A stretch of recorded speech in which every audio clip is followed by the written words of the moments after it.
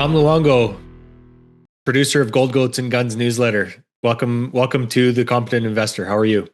I am good, Mr. Bodrovics. How have you? How have you been? We haven't seen each other or talked to each other since May, to be honest with you. When we saw I each other know open corners, it's been really busy right?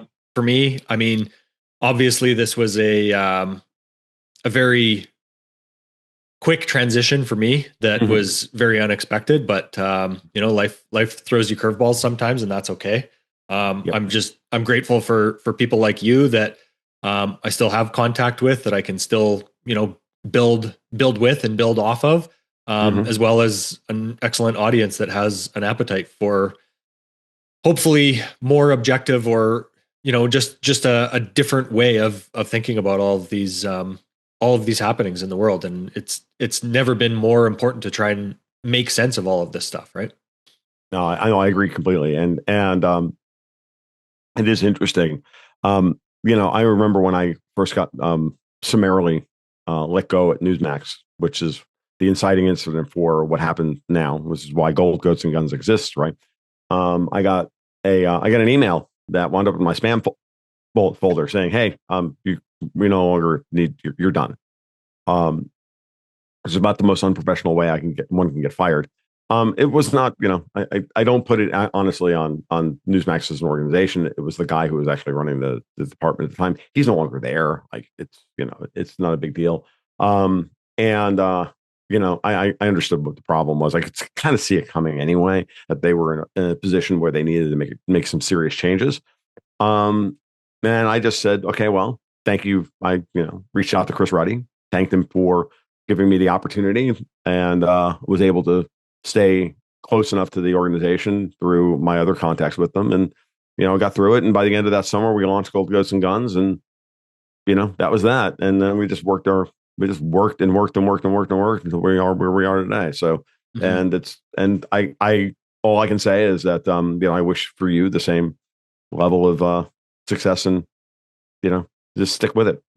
So it's hard when that happens, right? But it's also really important to realize that when that happened to me, the first thing I did was not get angry. I was shocked, right? Right. But I didn't get angry. The first thing I did was I bore right down and said, I can do this. No problem. I just sat down and figured out how I could do it. I looked at all the people that I thought I knew, and I knew, and I said, okay, how am I going to get this done? I had like 4 people, and I leveraged them as I could, and and we went from there. And it Yeah. was hard, but I did it. So Well, there it is. I think that's maybe an interesting place to start Mm, as well, Tom, is kind of sure. talking a little bit about your relationship with Dexter. I had Mm, the fortune of meeting and spending time with both of you. We hear mm, so much about Dexter kind of mhm, behind the scenes. right. You guys have made an effort to do a little bit more in public together. Mhm, Um, but you know, as you said, making that transition with Dexter, mhm. what do you think are the biggest things that you guys maybe disagree upon? Ooh, that's a good question. Actually, it's a very good question, and it's actually a very easy question to answer because we talk about it all the time. So Dexter believes that things are a lot more stochastic than I do, meaning a lot more random than I think they are. Whereas I tend to like to, generate linear narratives and sell those linear narratives on podcast after podcast. And at which point, sometimes those linear narratives fall apart because we all have fungible information or whatever. So that's what we wind up arguing about more than anything else. Is I put forth some idea or some narrative, or I see we see all the same things, and I order them up in a particular way because that's the way because I like to see cause and effect. Whereas he tends to see things as more of a, well, hey, don't let a good opportunity go to waste. Don't let a good crisis go to waste. That's his general, argument for what happens in the post something. So we have a traumatic or tremendous event, Charlie Kirk getting assassinated, and then we watch, and then you have two different stories that could be easily be out there. The first thing I'm going to do is I'm going to go pick two or three potential reasons why the shooting occurred, and who was incentivized for it, and then write in my mind, write some fan fiction, no life, write some fan fiction, and then see if it fits with the facts. Where meanwhile, Dexter does something completely different, which is to say, Occam's razor is probably this. And what we're seeing now is a lot of ad hoc response to it that looks like it's generative, and looks like it was self-existing or pre-existing. And he's not. And I'll be honest with you, it's usually an amalgam of both perspectives, right? He has to come towards me and go, yeah, there's a clear chain of command in this thing somewhere, but then these other things that we're seeing are completely random, and then we're watching, and so then we're watching how those play themselves out, and so we wind up with this very interesting amalgam of those two perspectives over time, and and what that's actually done over the course of the 9 years that we've been doing Gold, Ghosts, and Guns. This is about 8 years. This is the beginning of year 9. Is realizing that we're both really right about the same amount of stuff, right? And in that respect, and there is a much higher respect level than there was previously, because we both brought receipts to those two different perspectives multiple times. I've been right about certain things with my more. I'm more inductive and he's more deductive in terms of our reasoning, right? I have a much more, I think I really do have a much more flexible inductive brain where I go, no, sorry, I know what that is. And he's like, no, he sees something and then he has to spend 4 hours trying to figure out if it's true or not. And I don't have any patience for that. I let the world eventually tell me whether my initial instinct was correct or not. And every time that I've been told I shouldn't trust my initial instinct, I wound up being wrong. And so now I just really trust that spidey sense, whatever you want to call it. I'm like, no, I think that's it. And then I'll sit down and I'll play out some confounding ideas or some conflicting ideas just to steelman stuff. And then I wind up like, no, I was right originally. That initial take was more right than everything else. And then eventually then you fill in the details and you go from there. So yeah, I think that's a very that's a good summation of the two of us and the way we operate in different idioms.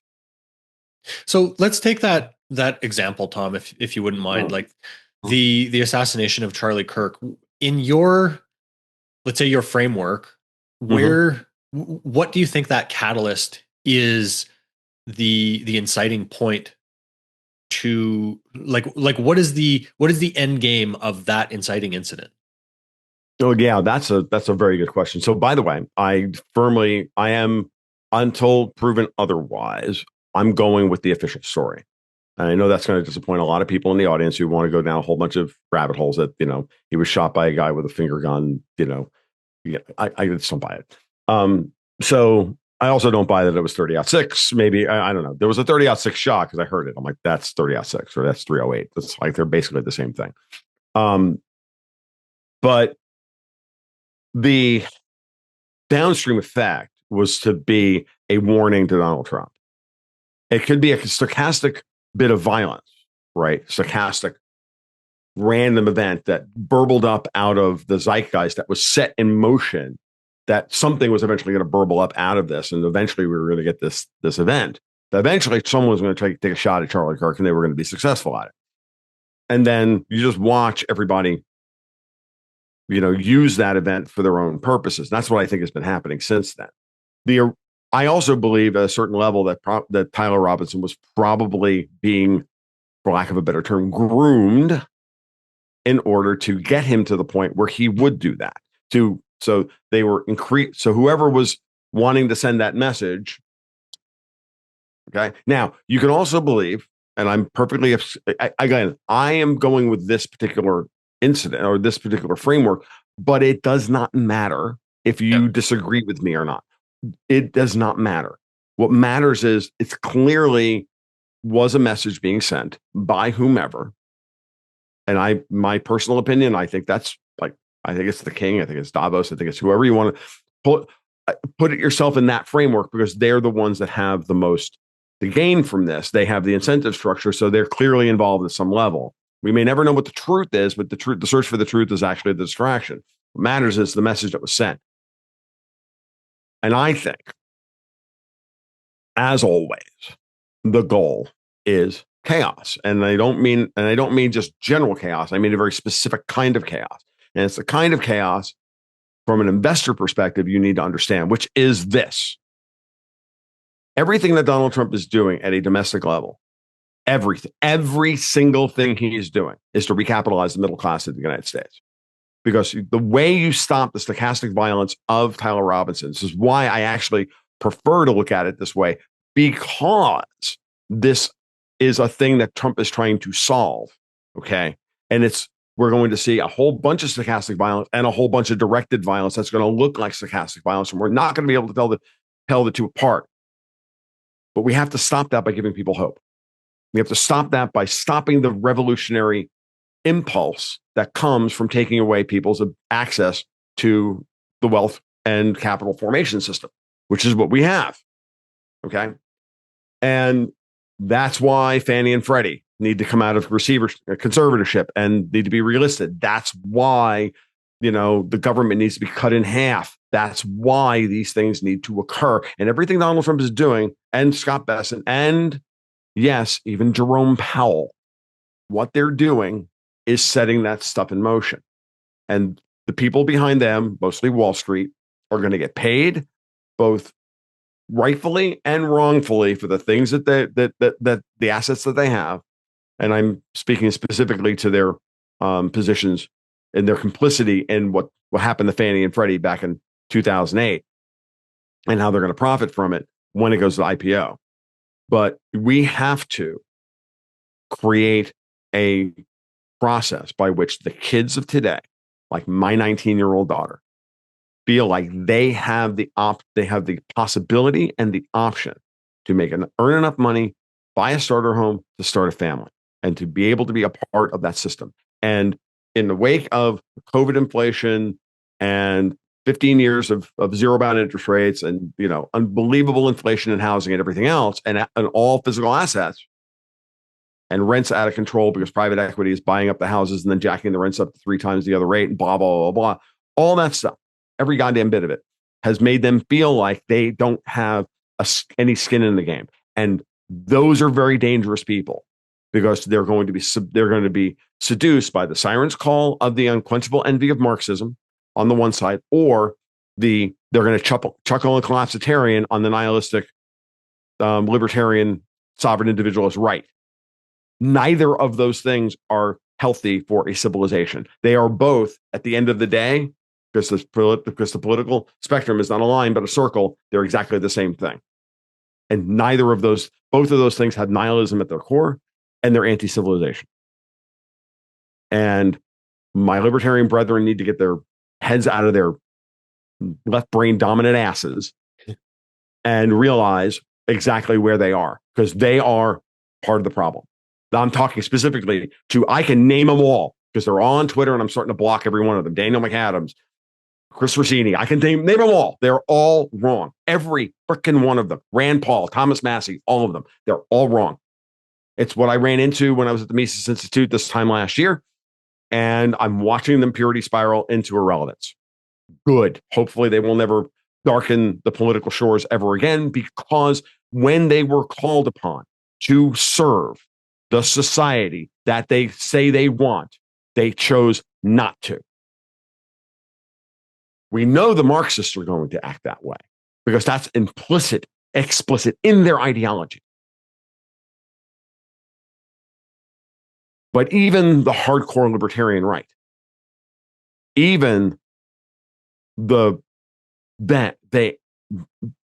gone. They don't get it. They don't understand that. It's like reading David Stockman every day or any of these guys. And I'm like, what are you talking about? Like, you get up in the morning and you try to reinterpret everything Donald Trump is doing is wrong. How are you indistinguishable from Chuck Schumer? Well, how are you different from Chuck Schumer? You're not objective. You're completely subjective at this point. Tom, explain to me a little bit about why you say that they didn't serve their country. They didn't act when they needed to act. What do you mean by that? Like, what do I mean by that? Well, they let the perfect be the enemy of the good. Donald Trump is not perfect.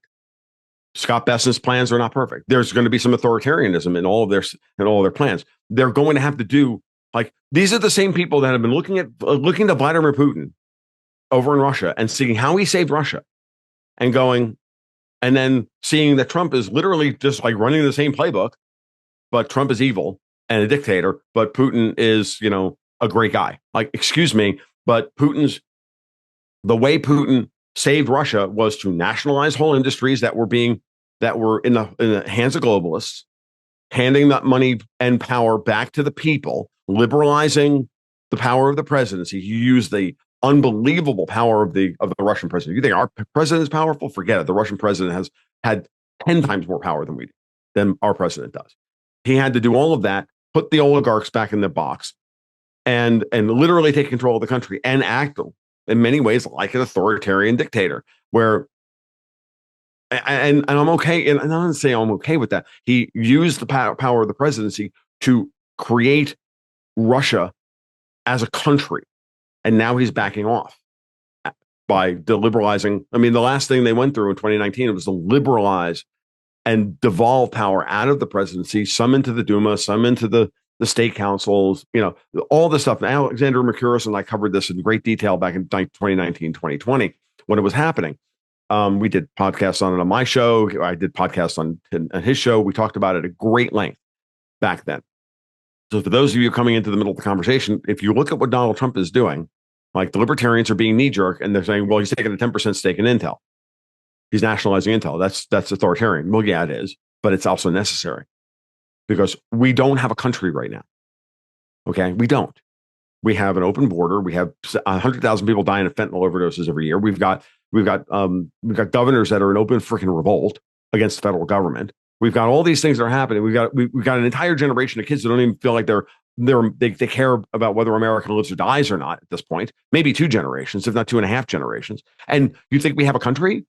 You think this is good for civilization, that we're like fighting each other in the streets over the who gets their order at Five Guys before the other guy? Like, are you out of your minds? Like, this is where we are. So, like, we have a lot of work to do, and at times you're going to have to accept the fact that we're just at war, and we've already been aggressed to the point of and pushed to the breaking point. That means you're allowed to, oh, by the way, utilize a non-aggression principle to say, yeah, I've been aggressed, I'm going after you bastards. Like, I'm sorry, the non-aggression principle is not a suicide pact for pacifism. And anybody who argues that point is a fucking traitor. Period. They're a fucking traitor at this point. Like, I'm sorry. Like, that's the way it is. And when you put it into the context of the great game of geopolitics, you realize that impulse is being used against you. That interpretation is being used against you to advance the agenda of those who are trying to destroy the country. And that's why when they were called to fucking serve last fall, to go be a part of the Trump administration and be influential, they all sat on their hands and they went home, because they're nice and happy being critics, but they have no desire to be architects. And we have to have all we can have at this point. We don't want too many architects, because architects are not going to consider the criticism of how you go about building the building, right? And we can't have just critics, because critics have no skin in the game and don't want to actually build anything. They just want to sit back and, oh, well, no, that's wrong. Yeah, that's bad. 2 stars. Worst government ever. 0 out of 10. Make a Yelp review out of every fucking thing. You have to have both critic and architect. We all have to embody the idea of being both the critic and the architect at the same time, and understand that there's going to be compromises made, and that freedom is a process, and that getting and building civilization is a process, so we can get to the point where we get back to that high trust society that they're all arguing we should have. But that high trust society is a consequence of people doing honest to God things against animals and orcs that are literally trying to rape your children and destroy your communities. What are you going to do about it? Just say, well, I can't do anything about it? Like, no, you're going to empower the fucking cops to go in assholes and elbows with freaking tonfas and stun guns and put these people in their fucking place. Mm-hmm. I know this. I watched my dad do it. My dad was NYPD. He was out there on the streets, and in Bedford-Stuyvesant. Then Martin Luther King got shot And what did he do? He didn't arrest those guys that were rioting. He beat them when they were beating somebody else and saved the innocent. That's his job. Every friggin' arrest means that you got to take a cop off the streets. They know that. George Soros knows that. That's why these guys aren't getting arrested. They're just getting beaten and dropped in the streets and moving on, because that's effective policing. Like it or not, folks, but they're the ones rioting in the friggin' streets. They're the ones lighting off Molotov cocktails. They're already violent. They've already given up their civil rights. This is not hard. This is what men are supposed to do. This is what Pete Hegseth's speech was about the other day. And we have to get comfortable with that. We have to get comfortable with that level of violence and meet violence with violence. And but we meet violence with violence that's proportional to what we've been given. And we give them every opportunity to say, you know what? You don't have to do this. Come back from the fold. Stop it. Stop being who you stop it and submit. And be reminded that there should be consequences for your actions, because I think that's like part and parcel of this time that we've come into, because there's no consequences for actions, right? No, there isn't. Yeah. I mean, in many ways, that is completely correct. So as parents, it's important that we teach our children, that if you want to do that thing, well, you're going to have to live with the consequence of it. Oh, I got hurt. Yeah. I mean, I'm not saying allow your kid to stick a fork in an electric socket. That's just dumb. But, that's the extreme level of that. But, let them go out and, run around with no shoes on in the front yard and go, oh, God, ow, that hurt. Like, yeah, maybe you should put some shoes on. Yeah. Maybe shoes, and if you don't want to put shoes, you still don't want to put shoes on, then maybe you should be more careful in how you run. Just kind of what I do. I live a hobbit's life with if I put shoes on, it's not, I have to deal with the duck shit on a daily basis, right? Dodging the duck shit, which is why I walk with my head down all the time. But that being said, okay, that's a little TMI, but it is what it is. But have some understand that there's consequences for your behavior. Your behavior, you do not just get to go out into the streets. And this is part of the reason why I've always had a problem. Like in my old days as a hardcore anarcho theorist or anarcho capital, whatever you want to call it, I used to sit down. I used to think about how the law interfaced with actual human behavior in a very, very, realistic way. Like, you can always look at a law as a limit on what people's behavior is, but you can also look at it as a limit to what people are allowed to do to aggress somebody else without consequence. There's two sides to the line. The libertarian always wants to look at it as a limit on their behavior because the government is, pointing a gun at me arbitrarily and saying you can't do that. You can't drive the 55-mile-an-hour speed limit, for example. But at the same time, you also have to realize that also means that people can drive up to that limit. Now, for the most part, the 55-mile-an-hour speed limit is dumb. But now let's talk about some other stupid rule like pollution or pick a thing. It allows people, okay, here's one for you. Pedestrians have the right of way in the road. It's a law. Cars have to, by definition, have to defer to pedestrians in the road, which is why these little bastards can go out and sit in the middle of the freaking road holding signs, wearing orange vests, and the people have to stop. Because so it's a lit. So now they've taken that behavior all the way to the limit where the law was not meant to do that. The law was meant to protect civilians and create a clear line of fault for when a person ran into a pedestrian with their car. Mm-hmm. The car driver is always in the wrong. They then turned around and violated the spirit of that rule in order that law, in order to then use it to shut down the entire fucking society. At which point, I'm with the guy in the BMW who turned around and revved his engine and turned the car around and blew exhaust on the guy sitting in the road. If you've ever seen that video, like that's the way you deal with those people. And then I'm going to just burn a whole bunch of gas and I don't have a muffler on this friggin' thing. Get the fuck out of my way. And then back down the road and get out of there. Like, at the end of the day, the cops should move those people. So clearly the cops aren't moving them because the cops are complicit, because the cops have been replaced. They're anti-civilizational. So at that point, everybody at that point in that situation that's being, I don't care what the law says at that point. The law is in the wrong. These people are in the wrong. You go out there and you pick them up and you throw them out of the way.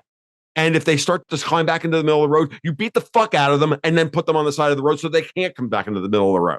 Because you're clearly acting in a way that is obstructionist to people on a right of way. Fuck you. Gone. You are now going to the hospital. Period. And if you want to empower lawyers at that point to, fine, go for it. And any rational judge is going to throw the case out.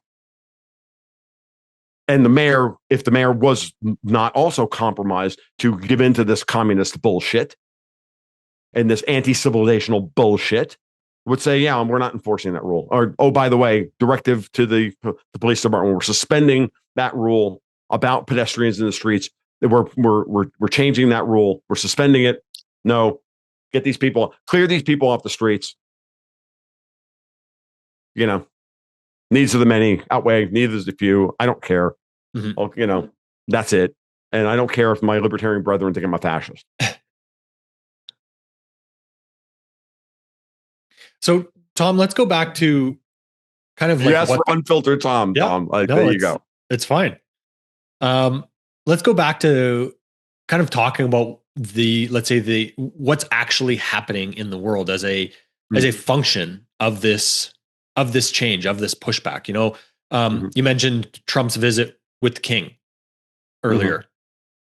What do you think that the timing of that situation, and then literally, I think it was the day after the subsequent recognition of Palestine, that timing by, you know, the recognition by the UK, Australia, Canada, Portugal, France, literally the day after. Is there something more there because of that, the timing of it?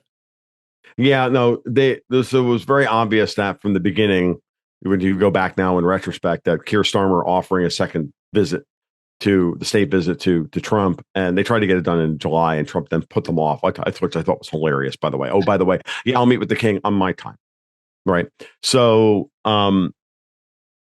which was point number one, that he and the king don't see eye to eye. Okay.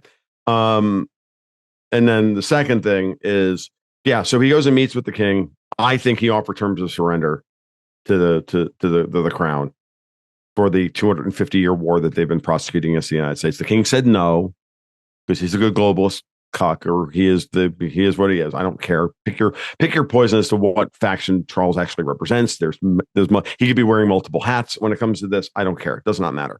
Most likely, it's just WEF, Davos, you know, garden variety globalist stuff. He could also just be a captured pawn on the game board, but he's clearly said no, because then they turn around the very next day and everybody then recognizes the state of Palestine. Like, really?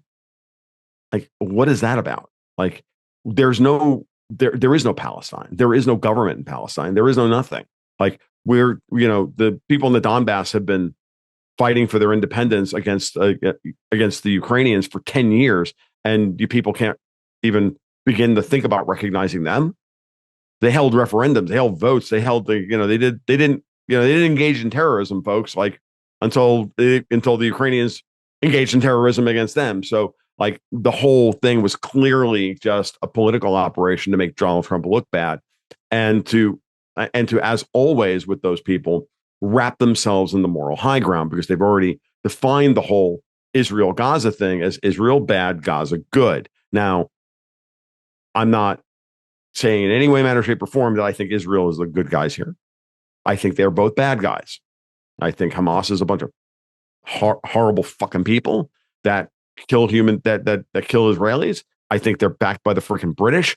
I think I think there's wings of Hamas that are clearly in the pay of the British. I think the British have got the Israelis on the other side, and I think they're ants being shaken up in the jar, as our friend Alex Craner would like to point out, and get them to fight amongst themselves, and then they can then start turning one side into the bad guy versus the other, which is clearly what they've done. This is not to say that the Israelis have not made it easy for them to do that. They clearly have.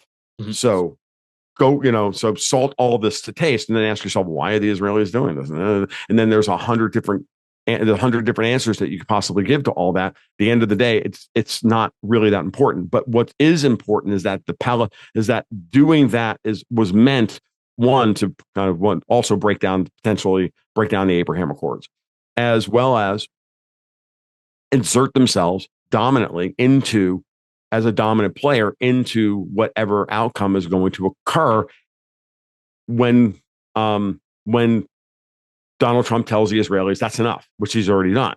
Right. So now they want to be in charge of that, and they want to wrap themselves in the moral high ground, just like they've done on Ukraine, just like they've done on every other damn thing that they've ever done, because this is the way these people operate. They're the most vile, venal people on the planet who back drug trafficking and human trafficking and everything else, and drink babies' blood and all the rest of this crap. And these are the people that then wrap themselves in the moral high ground over the freaking Palestinians.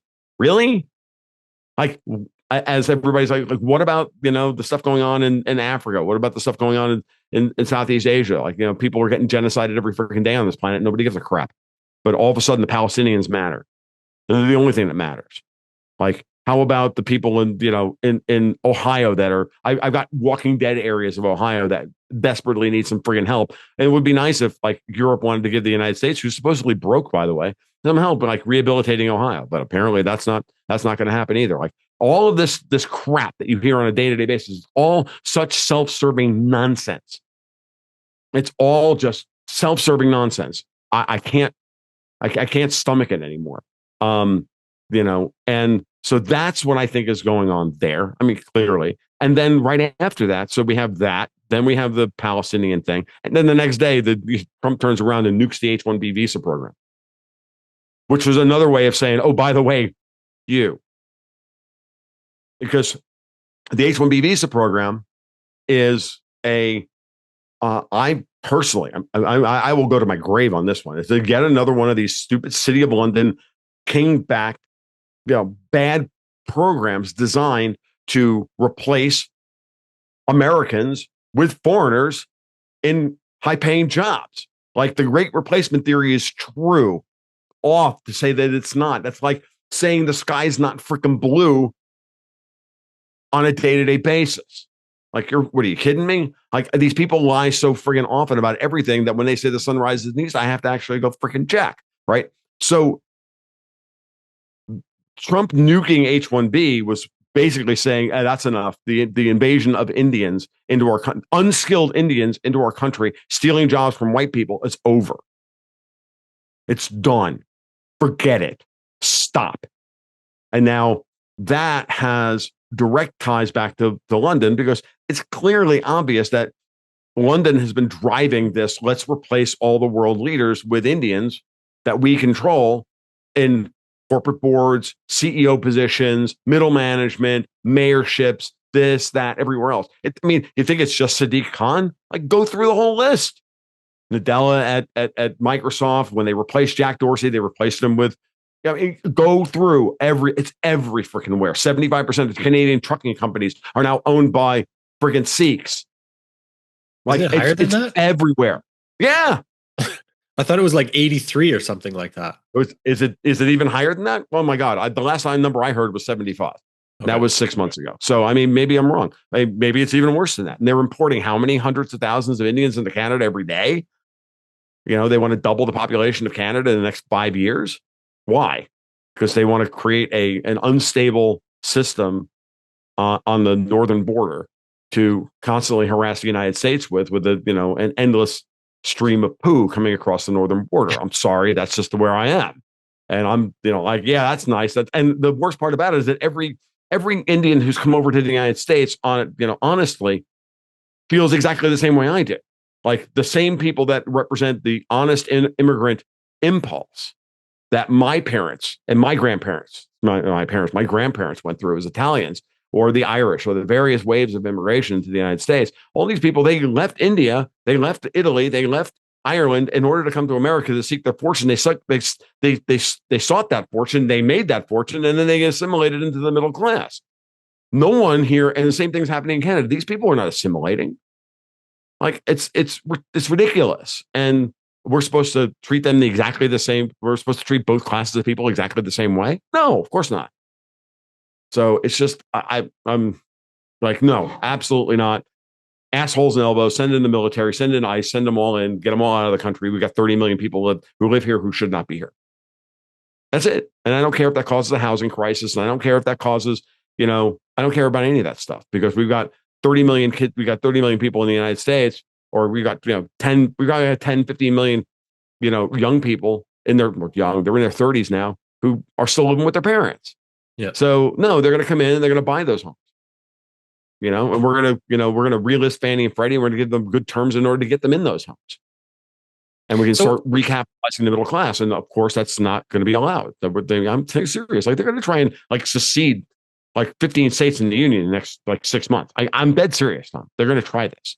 And I also think that Trump is going to deploy the military all across the United States and start arresting governors. So it's going to be hilarious, frankly. But that's where I am. Okay, sorry. Go ahead. Walk me through the Fannie and Freddie IPO and why this is, why this needs to happen and why it's so different under Trump's guidance, right? Yeah, well, it's there's a couple of things, and the more I study what happened in 2008, the more I realize that they stole Fannie and Freddie from the people. They took the companies and put them into conservatorship with the intention of never letting them out of conservatorship. And then they were just going to use them as a piggy bank forever, and raise the requirements for getting a mortgage in the United States for the middle class to a point where they can't actually get decent mortgages. Because the goal is, again, if you have to start thinking about this in terms of the big broad picture, which is the following. The GSEs were created by Franklin Roosevelt in order to give a very favorable terms to the middle class to get access to a long-term mortgage at good rates, with the GSE standing as the intermediary to help offset the bank's time risk of loaning people money for 30 years, right? And the goal of that was to get people into homes, build families, build businesses that could produce a higher ROI than the interest rate on their mortgage. So if you're in a mortgage like my dad was in a mortgage at when the house I grew up in, $28,000 for 3% or something like that, right? So my dad wasn't an entrepreneur; he was a cop. But if he was an entrepreneur, he could go out and start freaking tire shop or pick a lawn business, HVAC business, or whatever. And if that business was able to make more than 3% a year in profit, well, then the business is paying back his mortgage, and he's profiting the difference.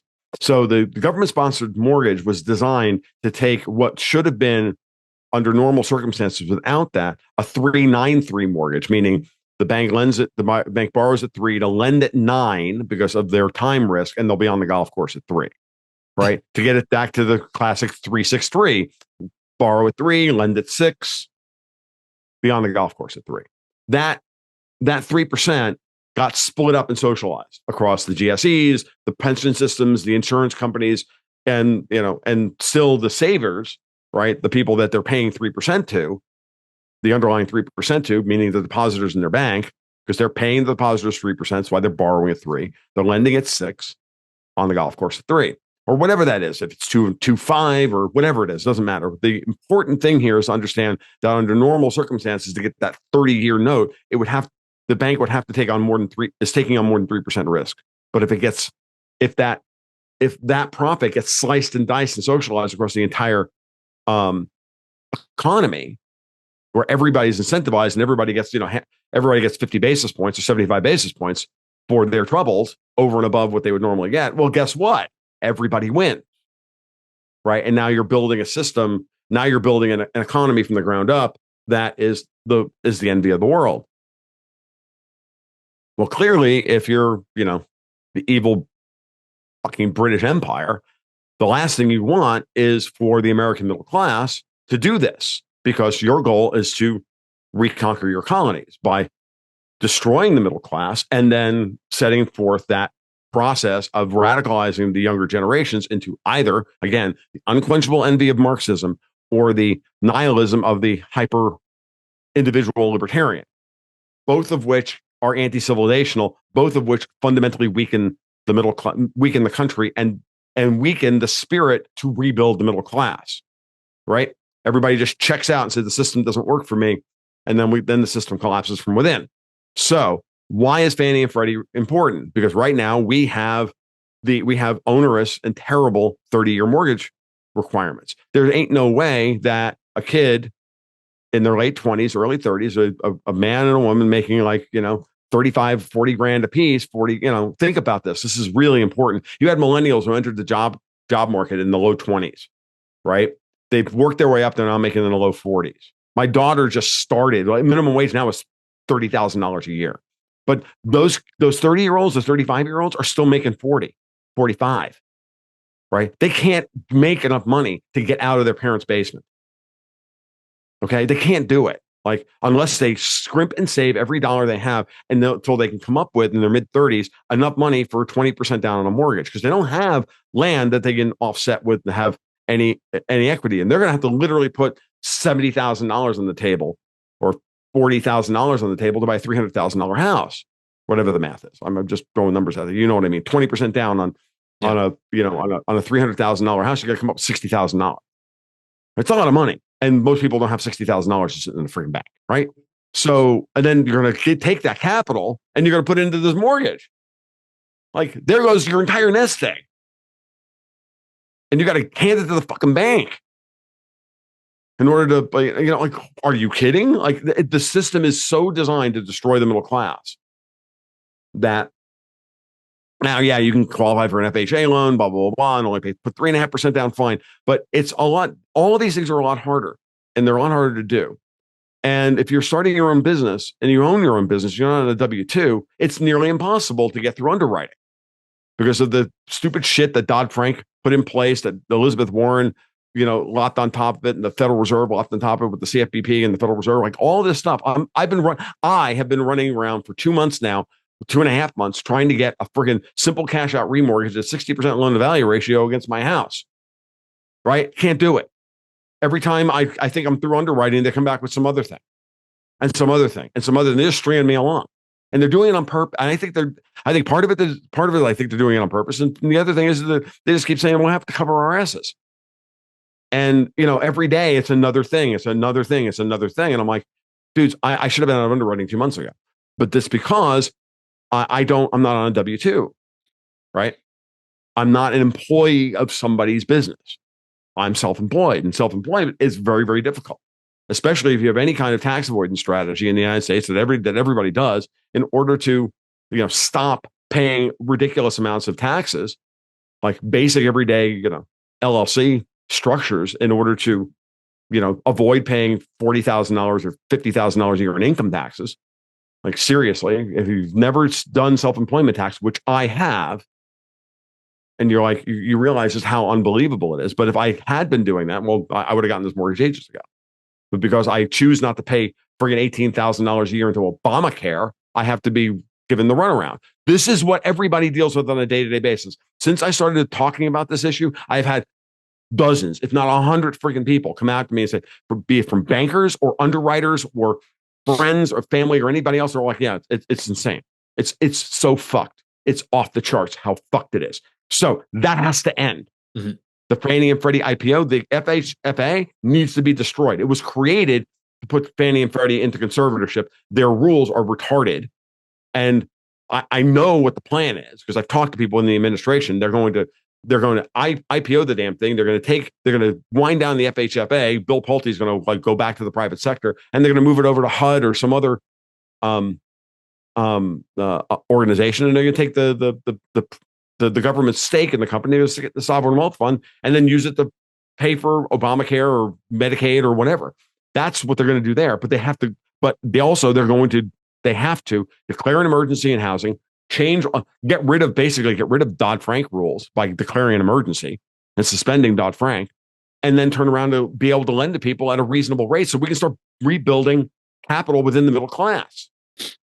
Because we've had because this is the interesting thing. This is something, and I need to finish this point before we go on.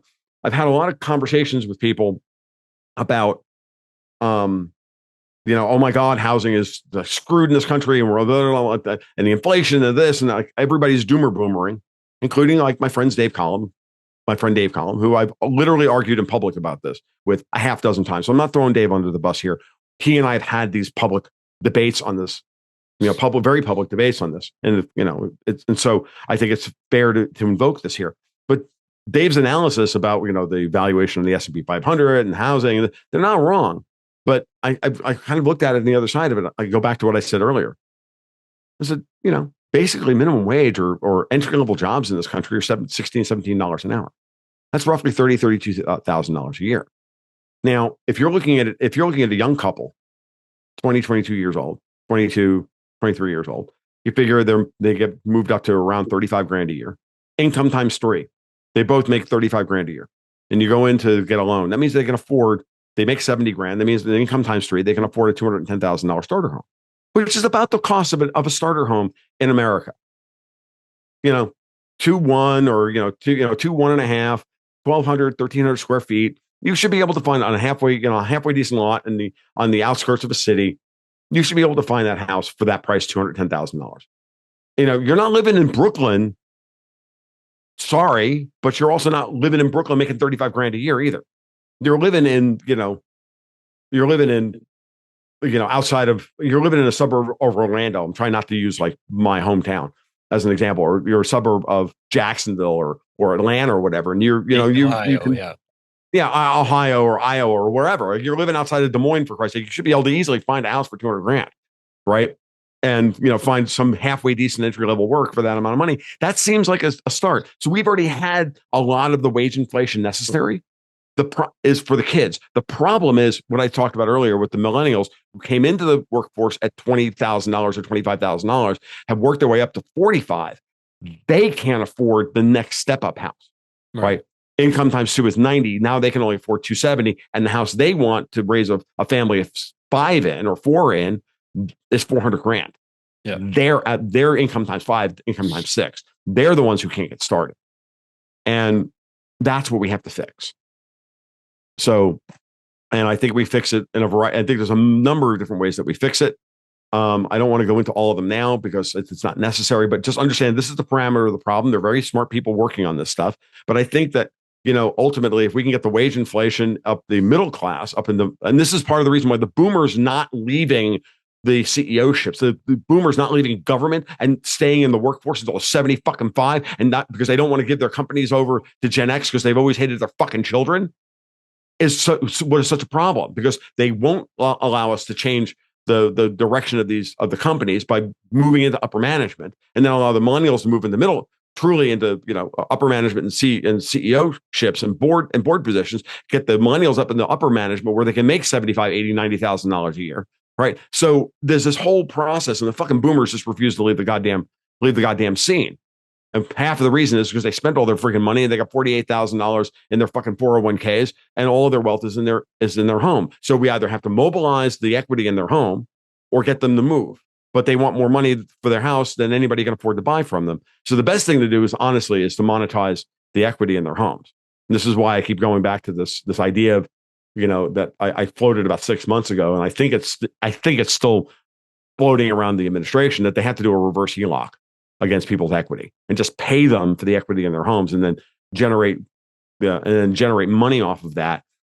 Put that money and credit that money to the Treasury. The Treasury either pays debt with it or, but put that money into circulation so that the boomers will, feel comfortable enough to truly properly retire and get them out of the way. And then we can start the process of leveling everybody up through the housing system.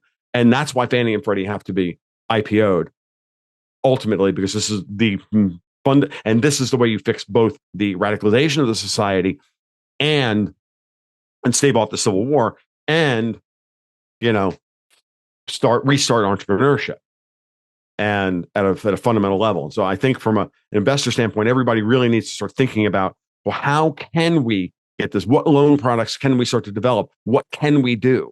Right now, we're trapped with these ridiculous fucking rules that were put together by Bernie Sanders and Elizabeth Warren and the fucking city of London. It's Dodd-Frank. Dodd-Frank needs to be repealed, but we're not going to get it through this Congress, right? Until the midterms. So all that can happen now is reductions in force through shutdowns, right? Budget reconciliation,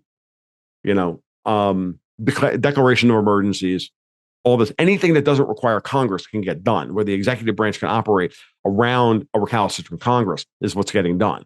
And if you look very carefully, all of that stuff's getting done. And Fannie and Freddie can come out of a conservatorship and be IPO'd. All they need is a sign off from the Treasury Secretary.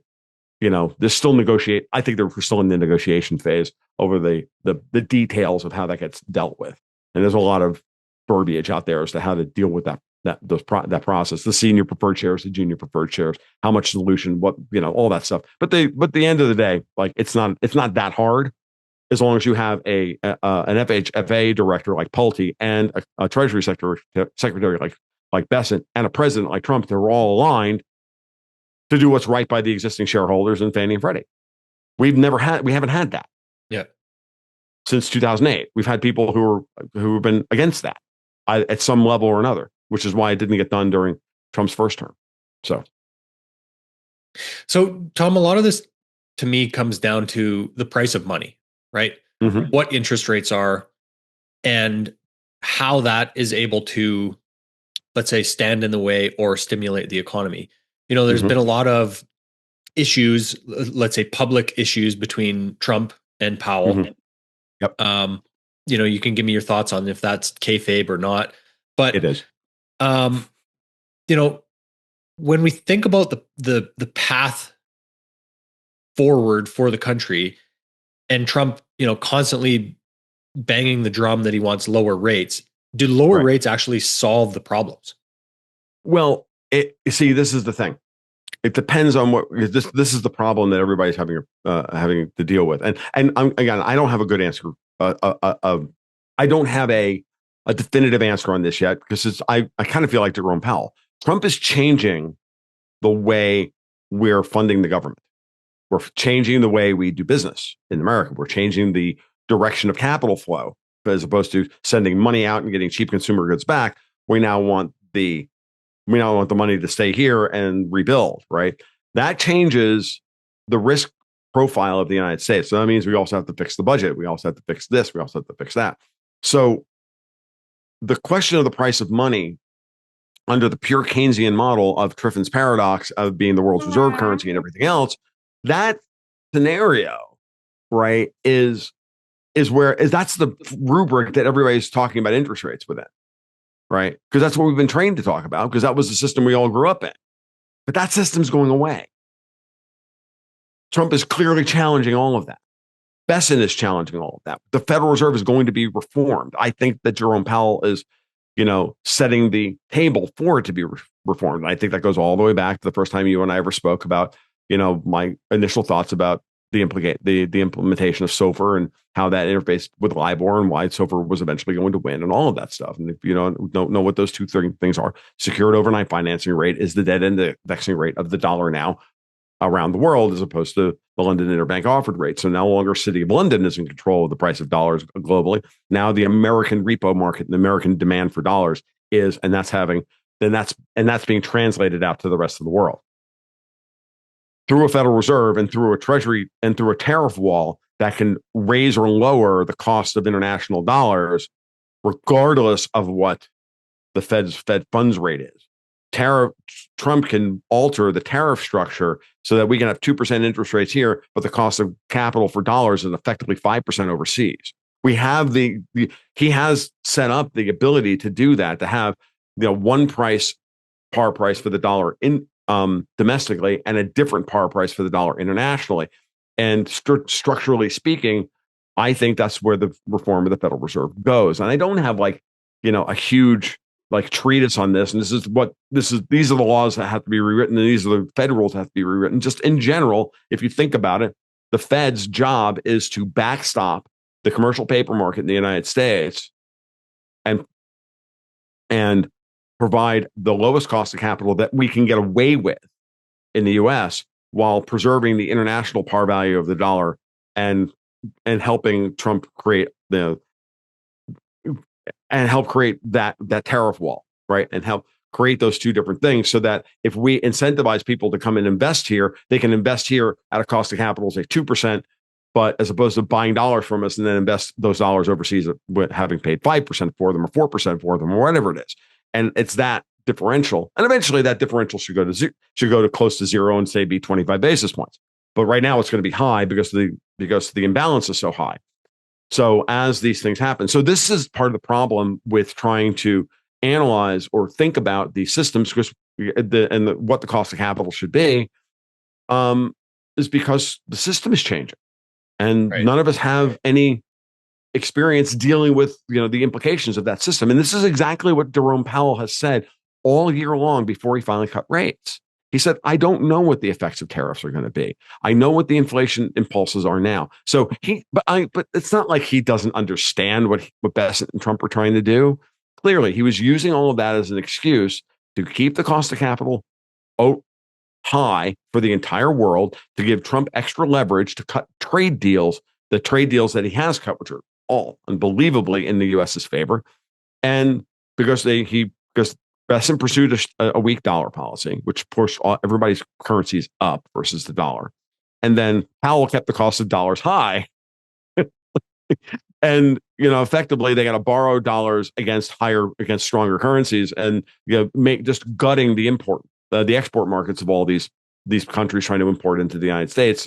So, they're earning fewer euros at home because the dollar is so freaking weak. Oh, and by the way, you also have to pay more money, and you're getting a higher cost of capital, to borrow dollars that you need. Like it's all just hilarious. So, weak dollar plus high interest rates equals gut foreign importers or exporters, and it's basically a Texas hedge or double long on that particular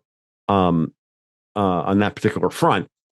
But once Trump got all of his wins on the board, kind of solved Israel, Iran for the most part, got the EU to agree to a ridiculous trade deal, got the one big beautiful bill passed, all of this stuff.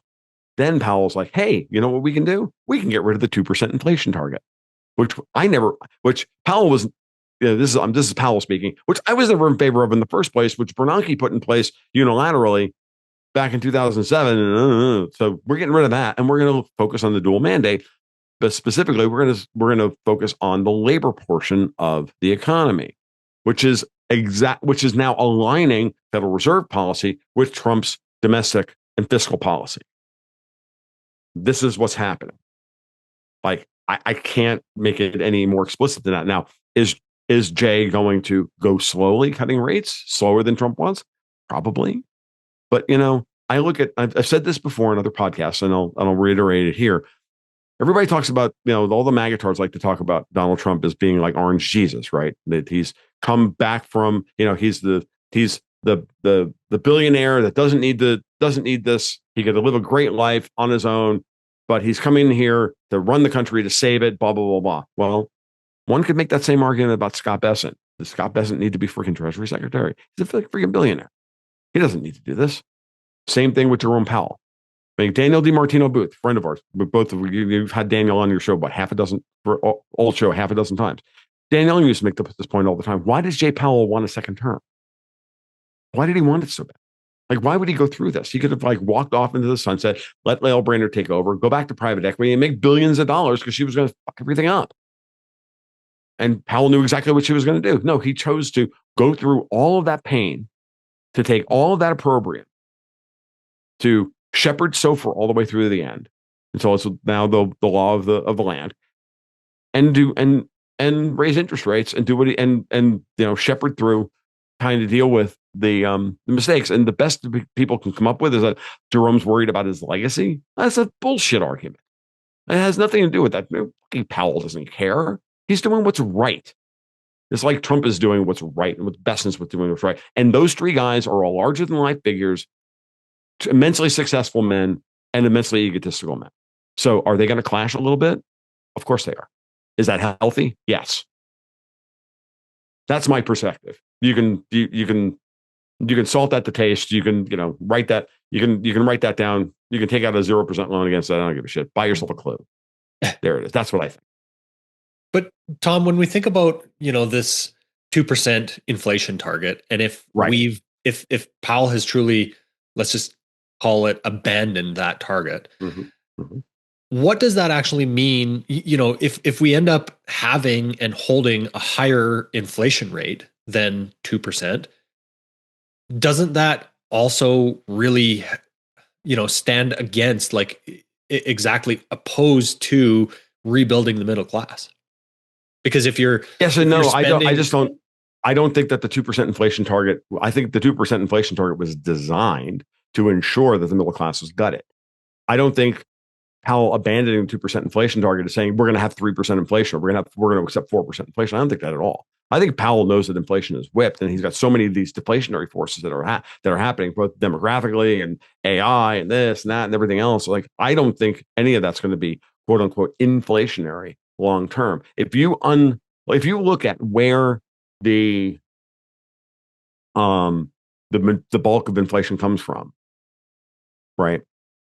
Well, directionally, it's been tied for the last couple of years to the price of gasoline, directionally, month to month to month, and over, we may be at a point now where that's finally beginning to end. We'll see.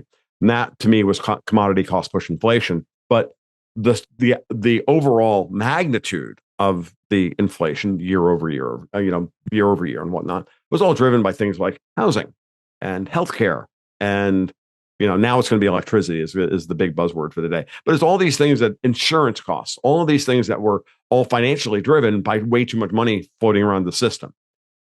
All of those things are completely threatened by deregulation, ending Medicare fraud, Medicaid fraud, like going through Social Security fraud, all of this stuff. And so if you not just balance the budget, I'm going to be honest with you, Tom. I know that Russ Vought has at least $1.3 trillion worth of cuts that he is itching to implement in the next 60 days. Meaning because of the shutdown? In the time it's going to, during the shutdown. And the shutdown has to last 61 days, as Peter St. Onge pointed out yesterday, because you got to give federal workers 60 days notice that you're firing.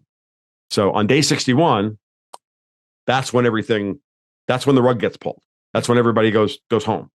Now, think through that process. I know, like, firsthand knowledge. I know second or third hand knowledge. I know that they have $1.3 to $1.5 trillion that they could easily cut right out of the budget tomorrow. That if they could snap their fingers, they would, but they can't because of Congress. But the shutdown is giving them the opportunity now to do so through reduction of force and all the rest of it. And he's going to do it. And he's not lying. He's there. And I've been warning everybody that Russ Vought at OMB was the guy that everybody should be paying attention to, and nobody listened to me. Well, at least nobody powerful listened to me. That's why. But they did. You know what I mean? Like, I kept saying it over and over and over again. They're like, nah, Luongo's just LARPing and fanficking again. I'm like, really? And now all of a sudden, Russ Vought is the most powerful man in the government. I wonder why. So they can balance it. They do that. They can balance the budget. Right. Because between the cuts that have already gone through and the other things that are happening, the Biden deficit is gone.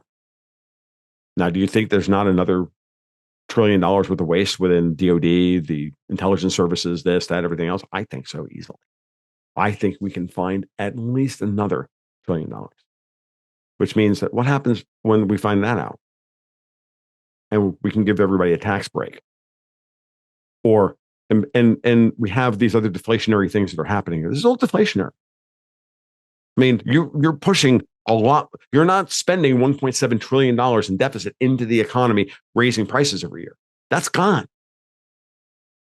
Like, you're not going to be dealing with the 2% or 3% inflation rate. You're going to be dealing with a 0% inflation rate, because all of the things that I'm talking about now are going to start seeing massive deflation in things like insurance costs, healthcare costs, housing costs.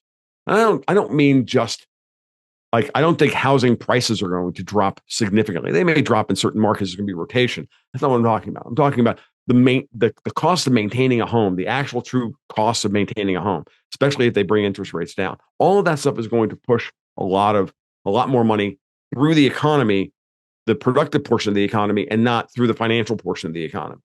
And it's going to rebalance how that plays out. And then, with the amount of money that Trump has got to invest from all these trade deals, we're going to see a huge boom in, infrastructure spending of variety of sorts. Of mining is going to, mining and new roads and fixing.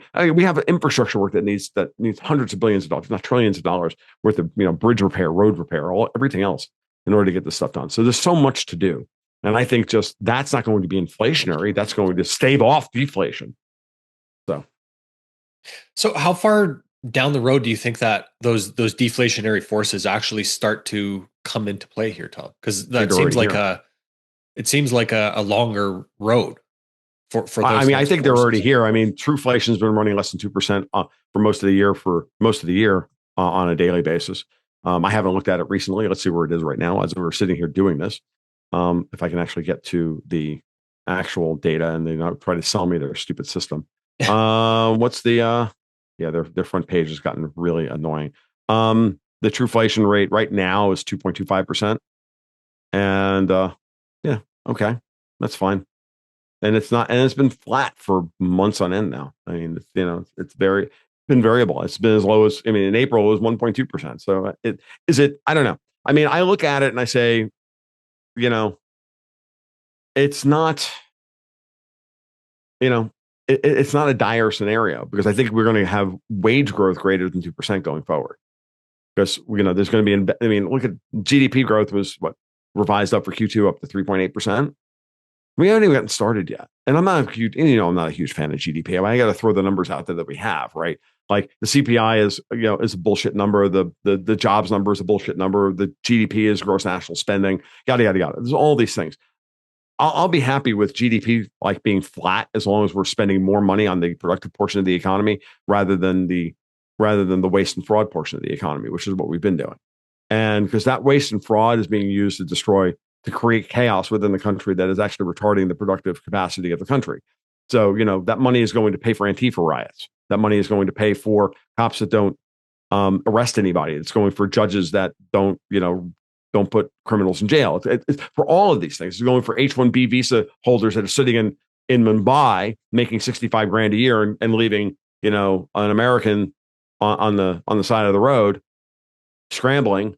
And, it's all of this stuff. And that all just needs to change, like every bit of it. And so I've been saying for so long now, I'm like, you mean to tell me that we spend $7 trillion a year and we can't find $2 trillion in waste?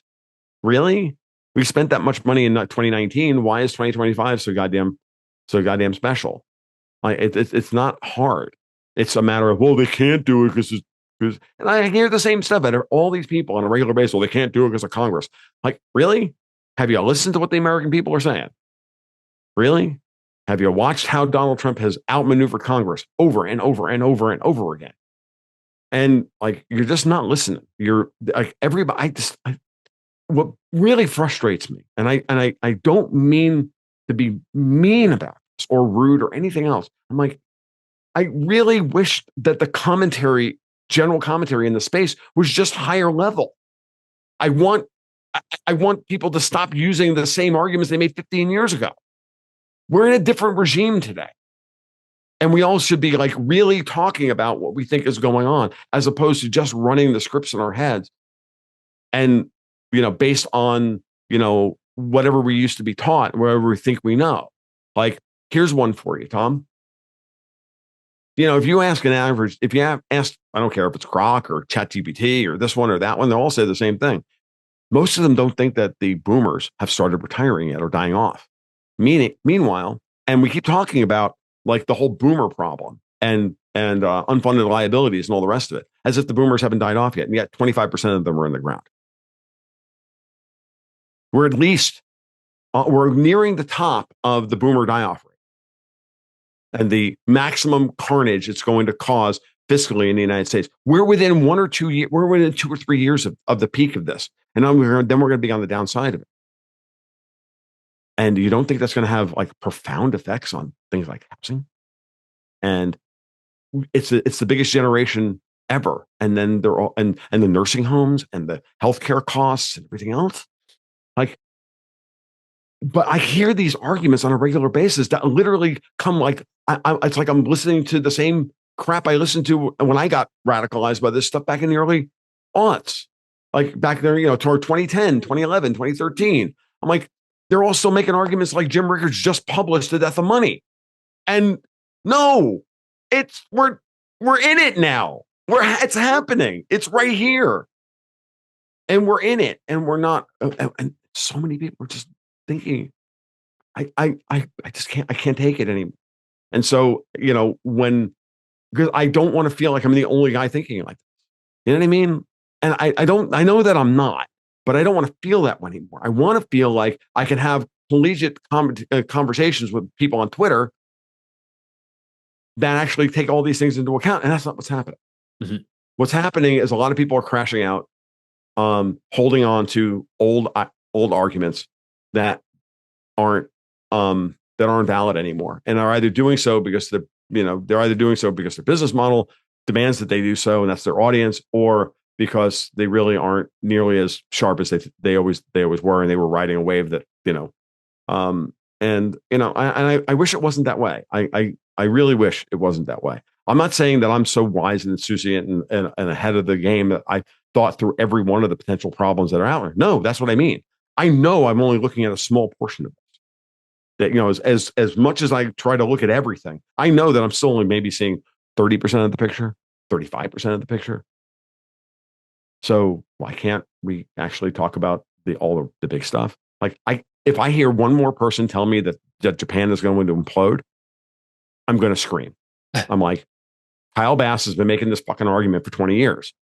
And then he turns into Peter Zeihan, and he turns into this one, and he turns into that one. Japan is not going to implode.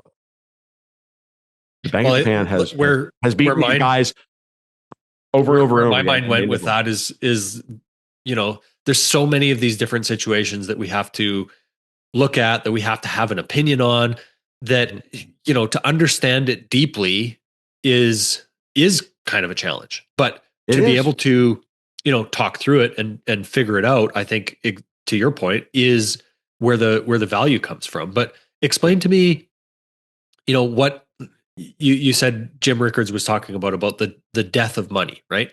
Is that is that this idea that because of, let's say, the boomers dying off, and that let's just call it the velocity of that money slowing down, is that what kind of the framework that he's talking about? I mean, I don't quite. I just wanted to use when I invoked Jim's the death of money, it's only because I remind myself, like, not necessarily the arguments he was making back then, but that's like the book that put him on the map. Or there's a number of books that he wrote that I'm like those arguments from back then were the arguments that were being made, that the United States can't support this, that we're moving into this era of QE and this and that. And I'm not saying Jim was wrong. Clearly, we're going to see a much higher gold price. We're going to have to see a much higher silver price. We're at a moment now in time where the world is breaking, where globalism is breaking down, where we're moving towards as Vince Lombardi would like to put it, and every time Vince uses the word mercantilism, he gets to throw a dollar in the swear jar. Like I get to throw a dollar in the swear jar. Vince gets to throw a dollar in the mercantilism jar. He actually didn't use it. He actually didn't use it on our podcast 2 days ago. Nice, I love it. I had dinner and a cigar with Chris Marcus the other night, and that was Chris's joke, and it was just hilarious, right? Because it was fun. So, but I love Vince to death. He's one of these guys that just constantly challenging the narrative and constantly pushing not just myself but everybody else. I adore Vince for this reason. He's like one of my very favorite people in the world to discuss these things with, because he's so open to new ideas, and that's what I'm looking for.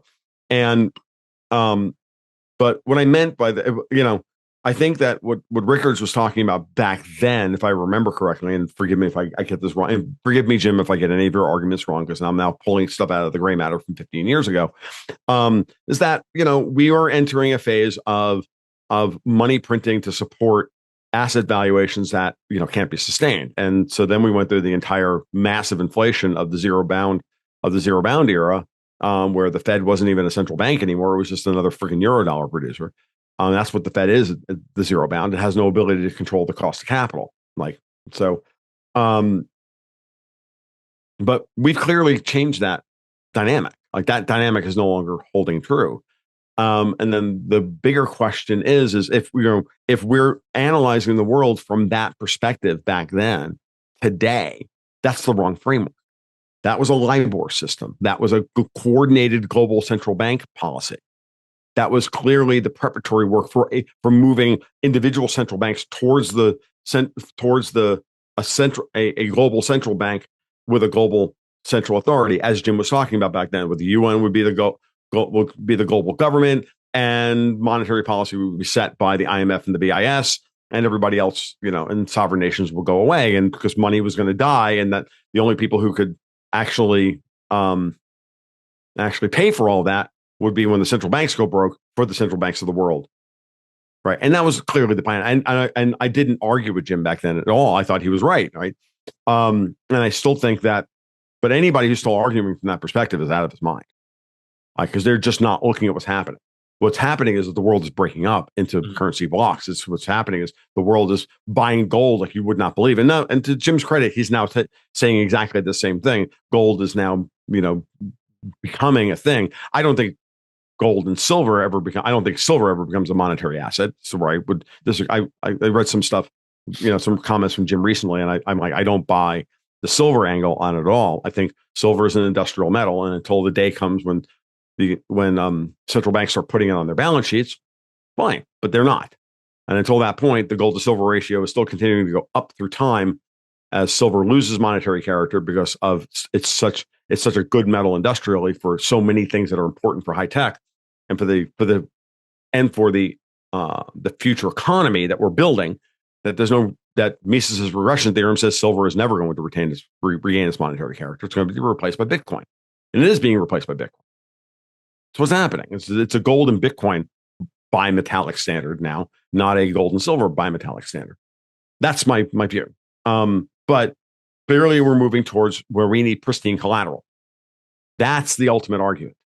And yeah, I don't think anybody in the space would argue that gold is not going much, much higher. Right. I mean, even Martin Armstrong, I think the last time I spoke with Marty personally, and I watched a couple of videos of his, or at least some excerpts, and now Marty's talking about $10,000 to $12,000 gold. When for years, decades, Martin was only talking 5,000 to 7,000, 5 to 7K, 5 to 7K, and he even admitted it recently in one of his private blog posts. Like, I never thought I'd be talking about five-figure gold. And I always looked at it, and again, I'm not like tooting my own horn here or anything. I'm like, I think 5,000 to 7,000 is a little low, given the amount of leverage and the amount that the central banks are leveraged. I just don't think that when we get out of this period of history, that the central banks are all going to have to be levered based on their gold and pristine collateral reserves of about 2 to 3 to 1, 2 or 3 to 1, not 5 or 6 to 1 or 7 to 1. I don't think they're going to be. I think in order for the system to regain the trust of the people, the national governments and banks and central banks, if the central banks even survive, are going to have to be leveraged no more than 2 to 1, 3 to 1. And that means that, with a $6.2 trillion balance sheet, that means that, American gold reserves have to more than double from here. So we're at 3,800. So we're looking at, easily looking at, 10 grand. So 10, 12, I think Marty's right. I think 10 to 12 grand is the number we should be looking at. Because I also think the Fed's going to have to expand their balance sheet back to $7 or $7.5 trillion. Like, I don't think that is going to be, I think that's going to happen as well. It's going to be a mix of those two things. It's going to be a mix of QE plus some gold, and everything's going to get rebalanced higher in order to be able to support asset prices from collapsing so that we don't have societal collapse. Because otherwise, we have societal collapse, then Marxism, then blood in the streets, then dogs and cats living together. And, I don't give a shit about my gold or my silver. I only care about how many canned sardines I've got in storage, how much toilet paper I've got, and how much ammunition I've got. Everything else does not fucking matter. Yeah. Right? So, well, Tom, when we think about that gold revaluation, and there's certain people that talk about it like it's QE, what are the mechanics of that? And like, does the U.S. actually have to go through selling some of that gold in order to quote unquote monetize it? I think the whole QE argument thing is so fucking overplayed. It's unfun. It's unbelievable. I think Zero Hedge has done a very bad job of teaching people what is and is not QE. I've lost all patience for it. QE is a very specific thing. Okay, it's a very specific thing. It's buying government debt to monetize it, put it on the Fed's balance sheet. That's what QE is. Okay, yeah, and Operation Twist is just changing the term structure of it. Fine. Gold going up in price is not QE. Now, I know what people are thinking about in terms of like the revaluation of gold. Like we revalue it from $11 billion, our current gold reserves from $11 billion, and we market to $1 trillion, and we put that money in the Treasury's account. That's not QE. If the Treasury turns around and, because it's not, because what are we doing? Yes, the Fed's balance sheet goes up by $1 trillion. And okay, it looks like QE, but it's not QE because we didn't act. All we did was we marked an asset we actually have to market. It's a physical asset with a marketable value.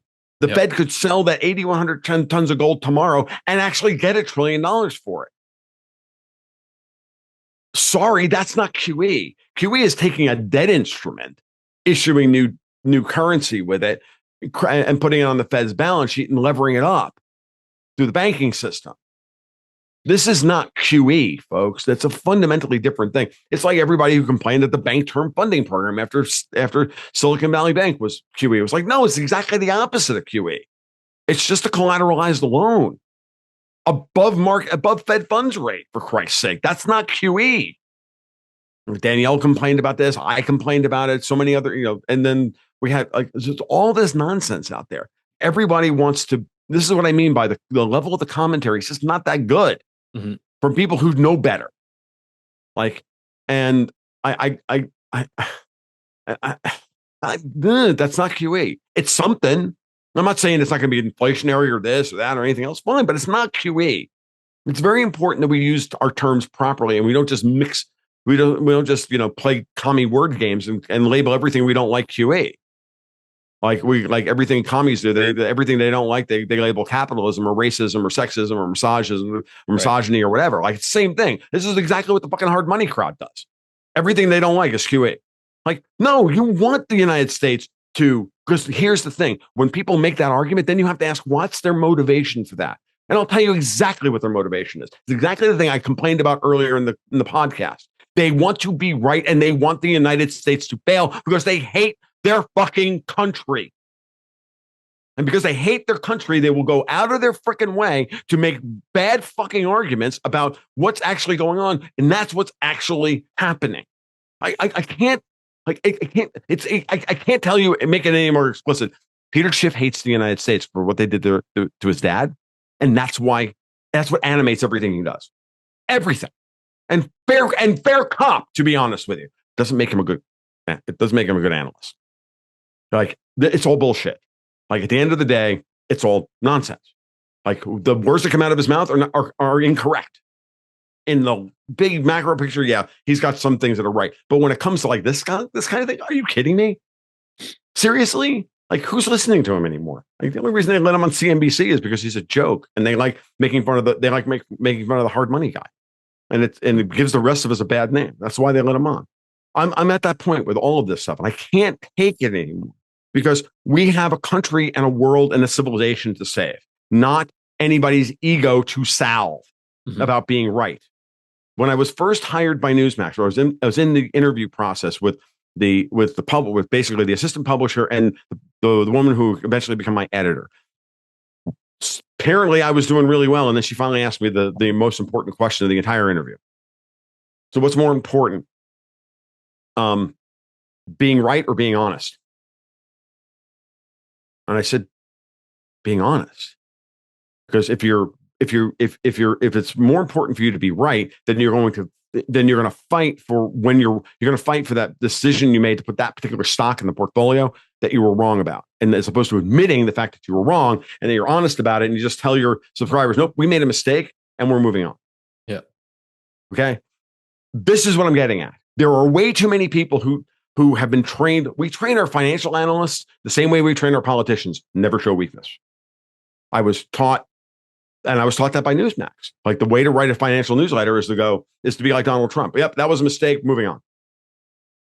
Or is this everything's either a buy or a sell? There's no, I'm going to hold on to it, but you should probably lighten your position. That's anathema to the newsletter writing industry. Why? Because I'm supposed to be the guru. I'm not a guru. I'm just a dude trying to, give you some good ideas and some good trading strategies. And I want to teach you how to manage your portfolio, not just tell you what stocks to buy. Like, that's a different, and that, by the way, is the level up. And it's the same thing. We teach our financial analysts the same way. Like, no, go out there and be a leader and be strong and have a definitive opinion and blah, blah, blah, blah. Okay, fine. But what happens when you're wrong?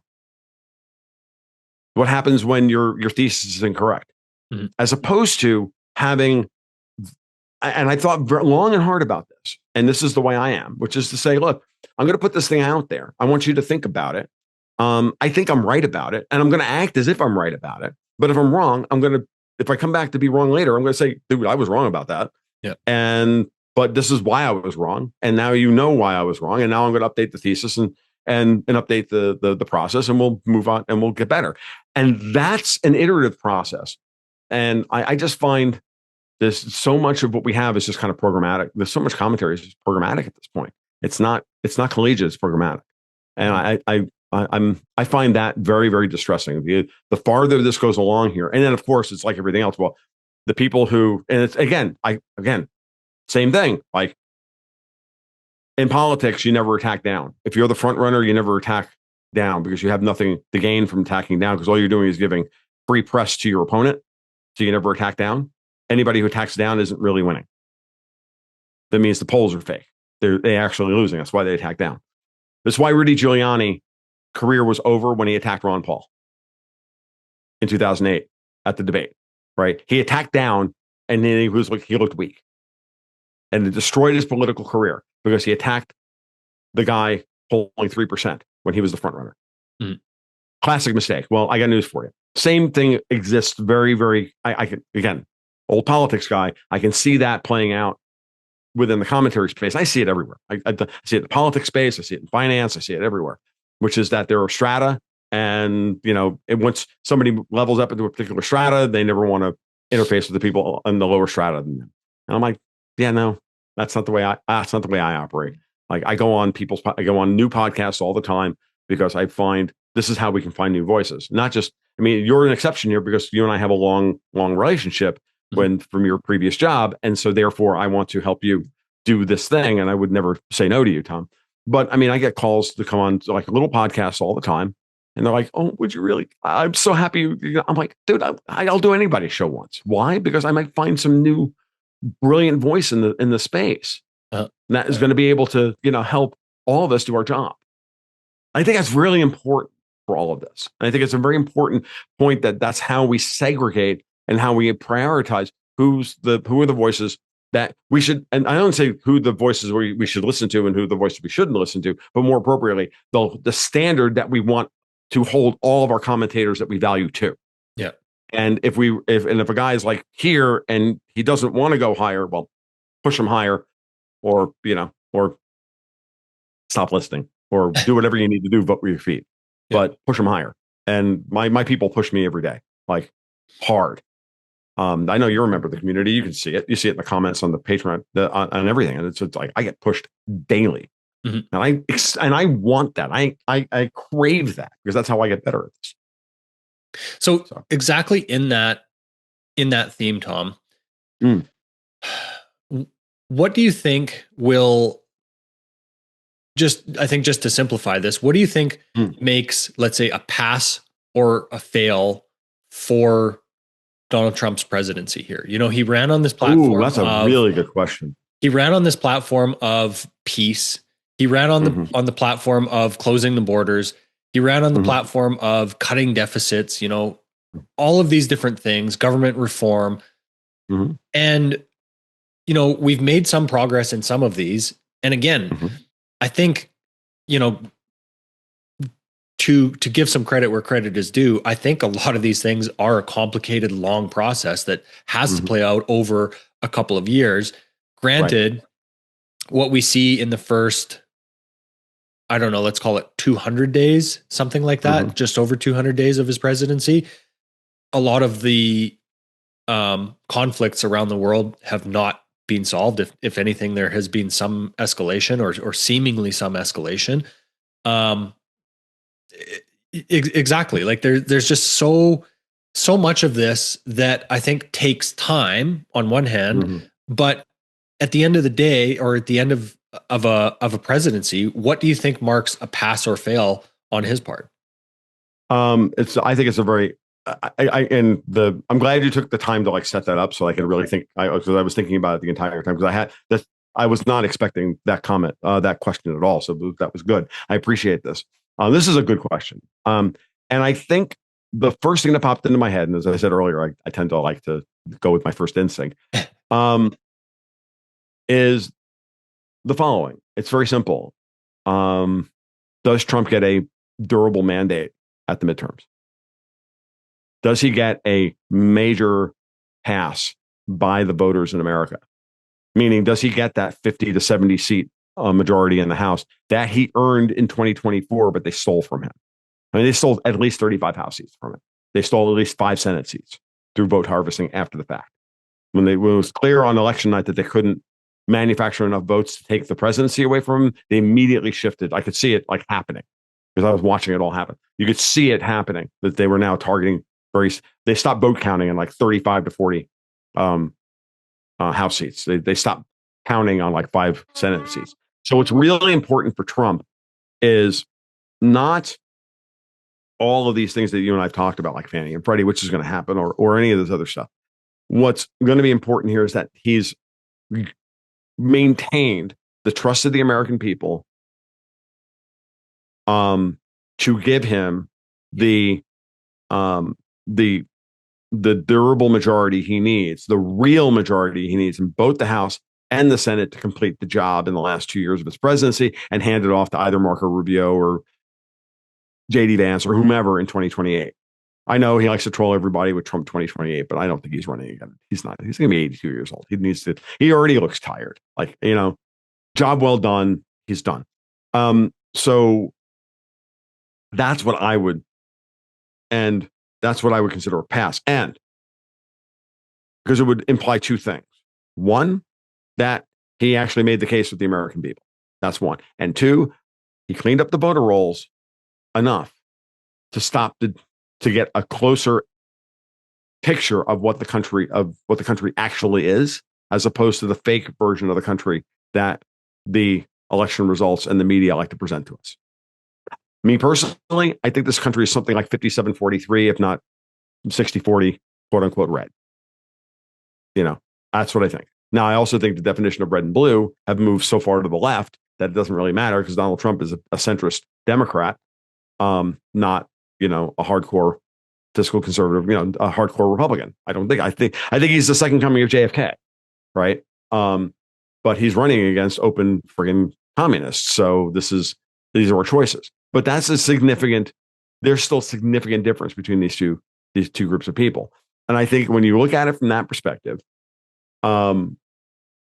that's what London, City of Davos, City of London, Davos, Evil Corp Central, whatever you want to call them. That's what they fear more than anything else, that we actually get truth about anything.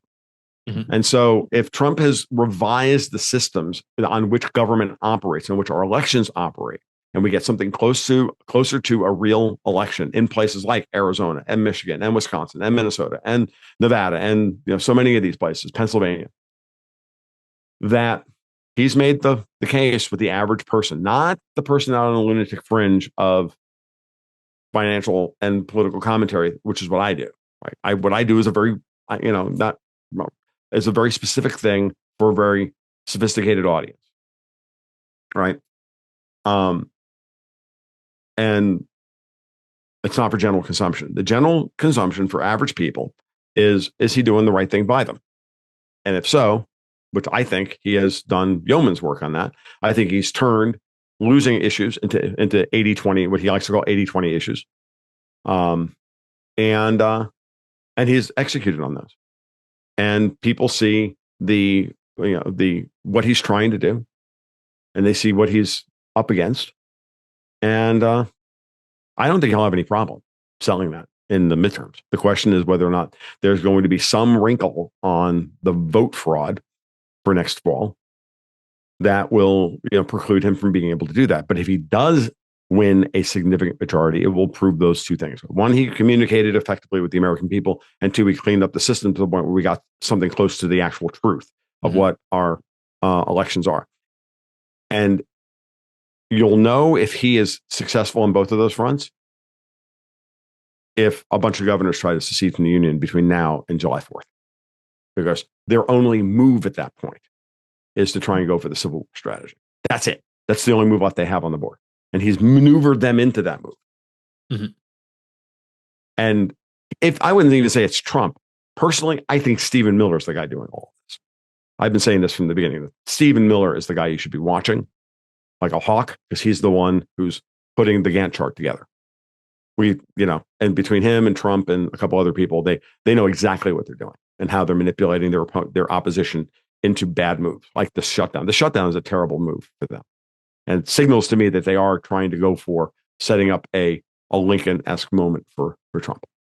That's what I think is coming. Mm-hmm. So that's the answer to that question. I hope that was good enough. Mm-hmm. Well, it definitely gives us something to consider.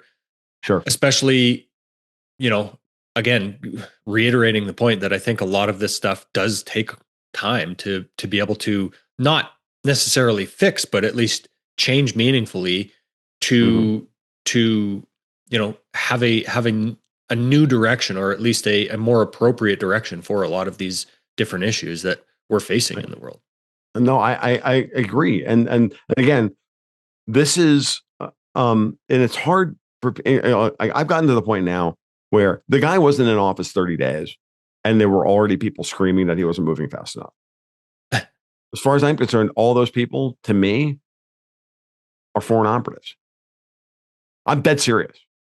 Like, that's the way I view them at this point. Like, if you think that, that 30 days into his presidency, he hasn't arrested Hillary Clinton or this one or that one, like, that's your litmus test for whether he's a failure or not. Like, I'm sorry, purity spiraling boy. You need to go fuck off to the hinterlands and get the fuck off of Twitter and go touch grass and pet your fucking dog, because that's not the way this world works.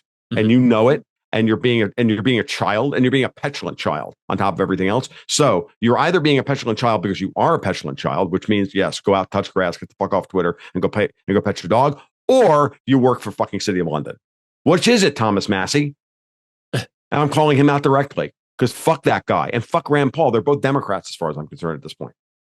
They're both side. Every time a big issue comes up, they should be on the side of, hey, they're both supposed to be libertarians. What's the first thing Rothbard always said? Never let the perfect be the enemy of the good.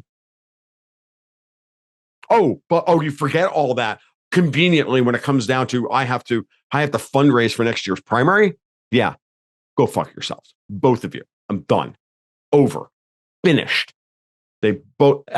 It's so clearly obvious at this point, and I'm not just talking about them. I'm talking about all these people.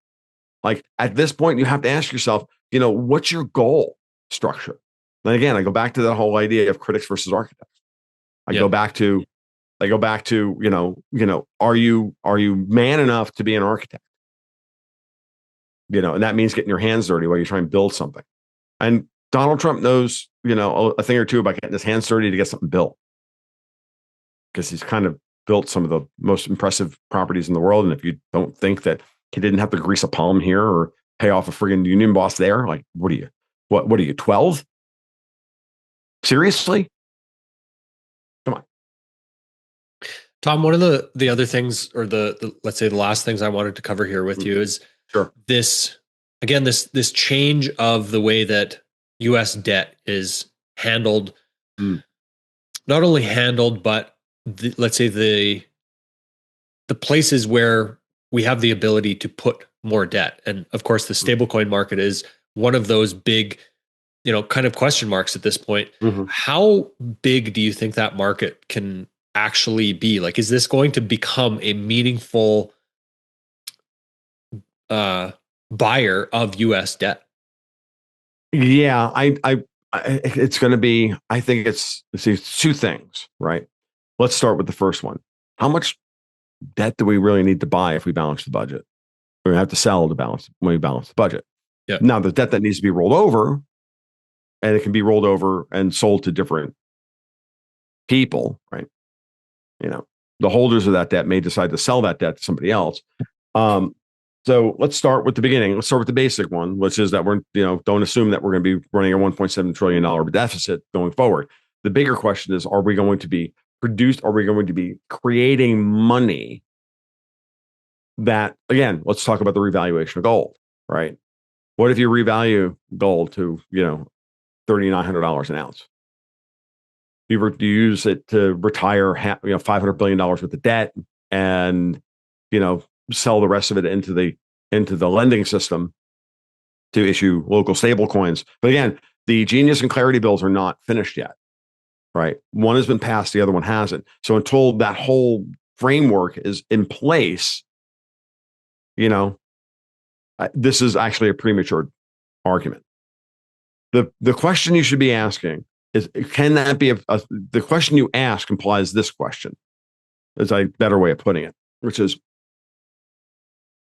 if what Trump is doing with taxes, Fannie and Freddie, re-empowering the middle class, if that's successful, where is that new demand for money going to show up?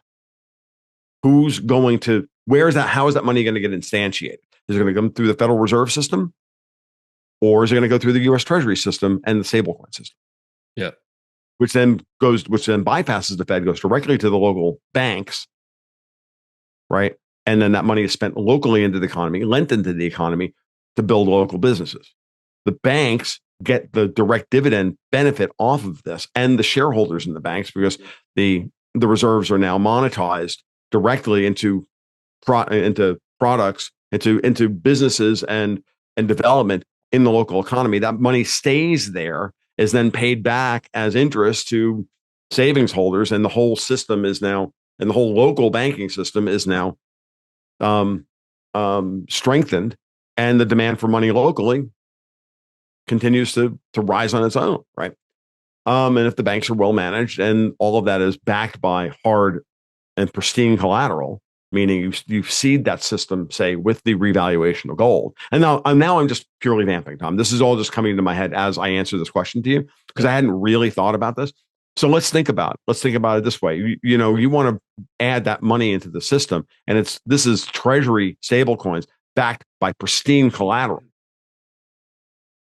not U.S. debt, based on tax receipts, but actual, honest to God, pristine collateral. Ooh, that's a different animal. That's got a different cost structure to it. That's got a different risk, weighting associated to it, associated with it, blah, blah, blah, blah. Now, all of a sudden, you're talking about lending against, hard assets in the local economy. That's like going back to the 1840s. That's like having local state banks with specie on their balance sheet. The only difference being is that it's been tokenized in the form of a stable coin, but it ties directly back to, gold. Wouldn't that be an interesting way to kickstart the domestic money supply that trades at a lower risk premium than the international dollar that I talked about earlier? Wouldn't that be interesting? And I think $1 trillion is, $1 trillion is a lot of money. $500 billion of that kind of lending is a lot of money. That's a lot of money for, think about that. And I don't talk about that money going to JP Morgan Chase to build a pipeline. I'm talking about that money going to, some credit union in Central Florida, building, a new school, or, repairing or, building, strip mall. That's what I'm talking about. Or whatever it happens to be, or it's a new fertilizer plant, or it's a new phosphate mine, or whatever it is. I'm thinking, I'm a Florida guy, so I think in terms of Florida industries. Yep. Or it's a cattle farm it's a cattle ranch that needs to do some infrastructure upgrades, so he can graze more cows on his land, or whatever it is, because we're one of the biggest cattle states in the union, right? Maybe he needs to go and buy land. This is the kind of thing that we're barred from doing right now because of the way we handle capital. Now imagine that scenario where you can do direct treasury lending below Fed funds with pristine collateral on the backside. That's an interesting, very interesting scenario. Yep. So I don't know. I'm not saying it's what's going to happen. I'm just throwing ideas out there. I'm just planting seeds, right? Yep. I may be wrong about that structure, but that framework means something. And if I'm thinking about it that way, damn well know that Scott Besson's thought that way. Right. Yeah. I mean, there's so much to of his policies and everything to consider. Yeah. I think it's such an interesting, time for sure. And the strategies that they're going about implementing to make these changes is going to be, I think, very profound. So I think so. Yeah, I think you're correct. I think it's profound. I don't know what it all was going to look like. We all have our ideas, right? I mean, anybody's doing much more than, doing second and third order analysis at this point, meaning second, third, fourth, knock-on effects, right? Yeah. I mean, it's all just this, and I'm that includes me. I'm clearly just sitting here, flapping my gums and thinking about stuff. But this is we don't have a crystal ball, folks. What we have is what we have are some ideas and some primitives and some incentive structures, and things are changing. And if we take these boundary conditions and set up a problem and solve it, what do we get? Oh, we get this. That's interesting. Is it real? Yeah, maybe it's 60% correct. Maybe somebody's already. It's a way to start organizing your thoughts for what the new paradigm is, because yes, a profound change is coming, if not already in process. And it's coming because, and again, go back to, I think we talked about in the early part of this conversation. If not this one, then it was the one I just did previous to getting on with you, because I did 2 shows already this morning, about how our younger generations really do believe that they don't have any agency within the system. This current system that exists now, they have no agency in. Yeah. And because of that, they are really, really, they're the ones that have to be targeted with all of these policies in order to, improve everything. And we as the older generations have to be aware of this and be willing to be partners with them in order to get this done. Yeah. And so, yeah. Well, Tom, it's always a pleasure to chat through all of these things with you and, analyze this moving target, as it were. Of course, all of your work can be found at tomluongo.me, and of course on Twitter at TFL1728. Tom, is there anything that you'd like to say before we wrap up here? Only that all of this stuff really does reduce to strengthen your local communities, folks. Find a way to make someone's day 5 minutes more efficient, 2 minutes more efficient, 3 minutes more efficient, whatever it is. A little thing, fix a little problem, be it in your own household or in your neighborhood or in your community or wherever you are, because that's where we have to start. That's how we're going to start building real wealth again. They've stolen all our minutes from us with all of this crap. And we have to find ways to get those minutes back, because what we clearly have now, at least in the United States, not in Canada, but certainly in the United States, we have an administration that understands this and is trying to implement systems at the top and changes to the system at the top that will allow us to not only take those minutes back, but hold on to them. Mm-hmm. And once we get those minutes back, they're going to turn into hours, which are going to turn into days, which are going to turn into lifetimes, and we're going to rebuild civilization. That's the way we have to start thinking. And all the other stuff is just means to that end and no other end, because that's the only end that matters. Building a better world for our children to grow up in. That's it. So that's what motivates me when I get out of bed in the morning to think about how I'm going to do all this shit. That's the overriding concern. So that's my thesis statement. I think that's a perfect point to end on. Tom, thanks so much. Thank you, Tom. It was great to see you again, as always.